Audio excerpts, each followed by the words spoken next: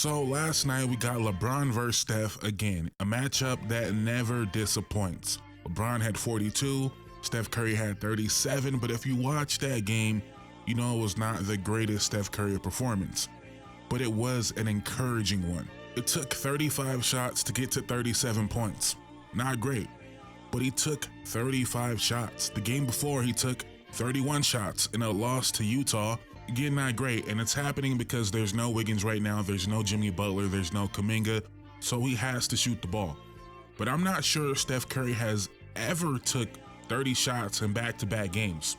In his career, he's only taken 30 shots 14 times, 2 of them in his last 2 games.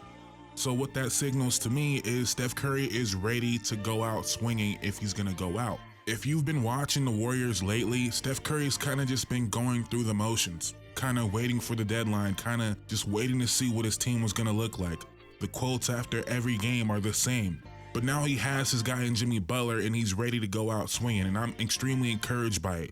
Because at this point in Steph Curry's career, I think it would be fair to say, like, what is his motivation? Why would he want this more than Shea wants this, right? Besides being a competitor, it's not the same when you already have 4 rings, 2 MVPs, and you're at the end of your career as a guy who's about to win his first MVP and wants this moment.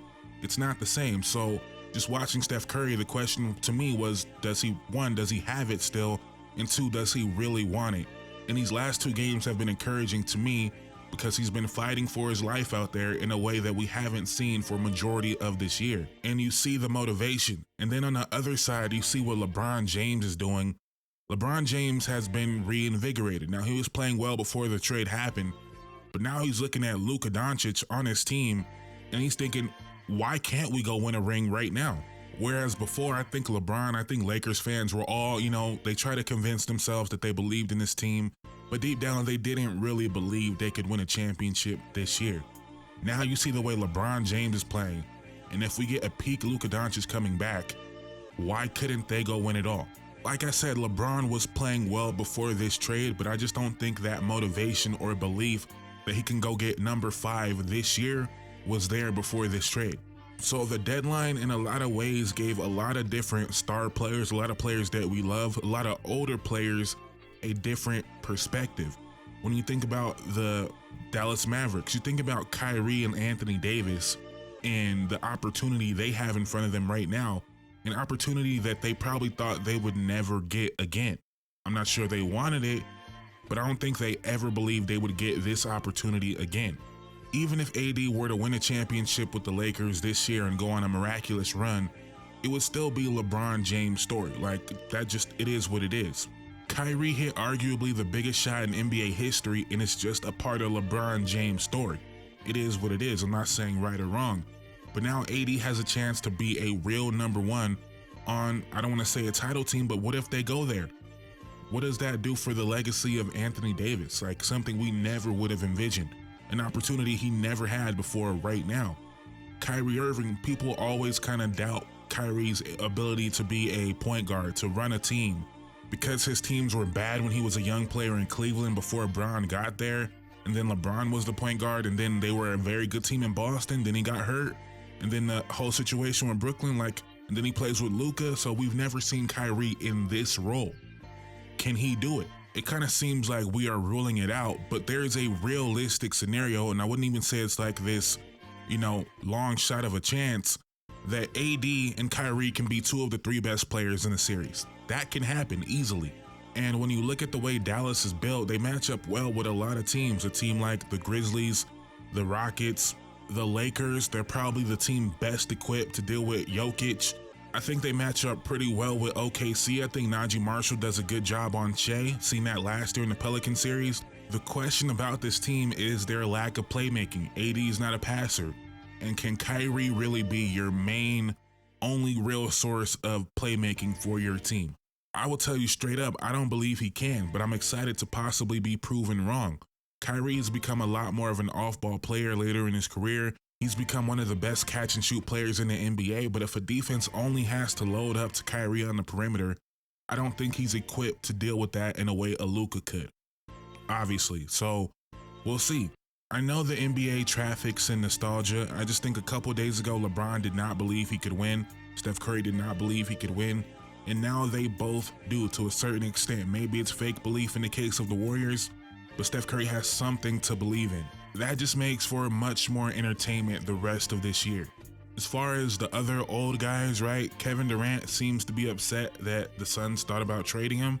I feel like any rational person could look at their situation and understand why that might happen, but Kevin Durant is upset. So how does that affect them moving forward? Does that hurt their chances? Probably. They didn't make any big moves, so we'll see how that turns out. The Clippers very quietly made some moves, some decent moves. They got a real backup five in Drew Eubanks, and they got Bogdanovich from the Hawks, who, if he gets right, is a very good player and a good fit. He's currently having the worst year of his career. He's 32 years old. It might be the fall off, or it might just be a little blip on the radar. But if he gets back to where he was, we're talking about one of the best shooters in the NBA, playing next to James Harden, next to Kawhi, and next to Norman Powell, who's already an amazing shooter. And if we look at his 4 years in Atlanta before this year, he put up nearly 16 points per game, shot 44% from the field, and 39% from three on 7.5 attempts per game. He's a real sniper if he can get right. And then we got the Kawhi factor. We don't really know how Kawhi operates. We don't know his motivations, right? But you gotta assume Kawhi is motivated. You gotta assume that Kawhi cares about his legacy in any type of way. Maybe I'm making that up. Maybe he doesn't at all. But I think Kawhi wants to hoop. I think Kawhi wants to remind the world who he is, and he's healthy right now. The Clippers got a good roster around him. They just made more moves to get better that fit around him. Like these old guys, I feel like there's a lot of motivation there that, you know, they were all kind of just about to just go by the wayside a little bit. Like we talked about Steph and LeBron, like, yeah, we're coming to an end. They're probably not going to win again. They now have that motivation. I think James Harden has that motivation as well. I don't think James Harden thought he'd be back to where he is right now. An all-star, leading a team most of the year, and now can still be the second option on a real playoff team. I won't say contender, but a real playoff team. So you add up all of that, and that's just the old guys in the Western Conference. That's before we even get to Fox and Wemby. Obviously, we got Luka. We didn't even talk about Luka and his motivation. That's kind of self-explanatory. Jokic, still doing Jokic things. OKC, Shea probably going to win MVP in the Jokic era. You know how good you have to be playing to win MVP over Jokic? I didn't even mention the Timberwolves and Anthony Edwards and how hungry they seem to look right now. The Rockets, 32-19, that young team. The Grizzlies are quietly the 2 seed, and Ja Morant's not having this crazy year. So yeah, as much as we love the game of basketball, as much as we love what happens in between those lines, X's and O's, all that, the NBA, as we see with the reaction to the deadline and how much, you know, engagement that brings and all that, it's still about storylines. The NBA is a big soap opera. Sports is soap opera. It's anime, you know, the fighting scenes and the animation could be as cool as you want, right? But we gotta care about the storylines, and LeBron and Steph is a storyline everybody cares about. And some will say that is a bad thing for the NBA, that we just can't move on from these guys yet. To a certain extent, I agree, but it would only push the game further if we get into the playoffs and it is a real passing of the torch moment, even though the torch has been long passed. Jokic has the torch, right? Luka has the torch, right? But if it is Shea beating Warriors in the first round, like that would just be an amazing moment for basketball. If it is Steph Curry going out swinging, taking 30 shots in a playoff game to get to 40 points and narrowly escaping to make it a 6-game series, right? Hypothetically, living in fantasy land, right? That would be amazing. That would be amazing. And I feel like we have more of a possibility of that happening this year. And I for sure feel like there's a real chance that LeBron might get number 5. Like, LeBron is looking amazing, and I'm not going to underrate how good Luka Doncic is. I did not like the Mark Williams move. I think he's a little bit overrated on defense, right? But you got Luka, a real lob threat, and he's very young. If you see the potential in that, I understand that. But giving up Dalton and another first, I feel like you could have done a little bit of better asset managing there. It's not like you needed to go get Mark Williams right now. You could have got a placeholder for now and then got your center of the future if that's what you wanted to do. But, you know, nitpicking there, they got Luka Doncic. But in all of this, I'm most fascinated by Anthony Davis. I'm not trying to be a contrarian there. I just feel like there might be something we're about to see that we never expected from AD. I'm not saying I expect it. I don't expect it. I'm just not sure we can be too surprised if AD and Kyrie go on some miraculous playoff run. If Clay gets hot at the right time, Caleb Martin gets hot like he did against Boston, that probably will never happen again, but you get what I'm saying? Like, if AD can be that real number one, spent 6 years with Bron, now has his team, what does it look like? So that's what I'm most fascinated by.